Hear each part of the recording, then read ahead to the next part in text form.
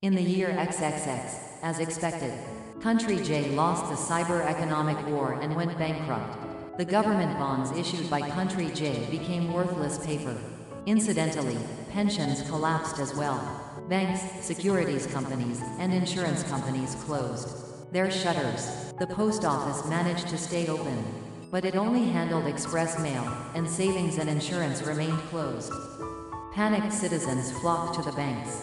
They put up posters everywhere saying that government bonds are safe. Roars and screams echoed throughout the country.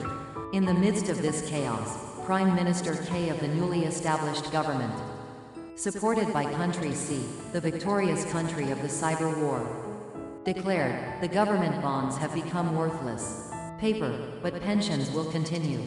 It seems to be the same policy that the US military adopted against Japan during the Pacific War. If the pensions were to completely collapse, the people would not trust the government. First of all, they needed to give the people a sense of security. Another problem was paper money. They could not wait for J's printing function to recover. The cabinet held several cabinet meetings.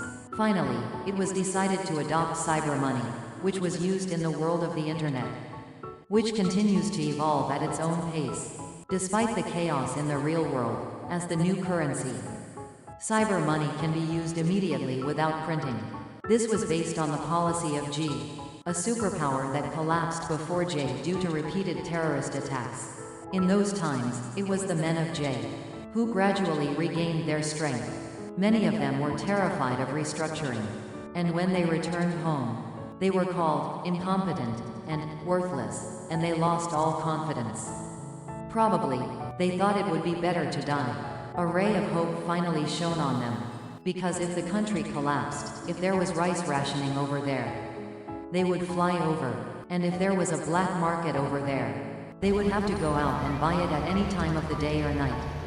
It was at such times that a man had to be a man. They risked their lives to go to war for their families. And the women who encouraged the men also became stronger and more feminine. Everyone was reduced to zero. They were back to square one. It was a time when just surviving was the best they could do. And so, just like right after the Pacific War, Country J was revived from nothing. Love and courage between those men and women was enough. I know that sounds like a nice thing to say, but even if there is love and courage in the world, there are plenty of poor countries.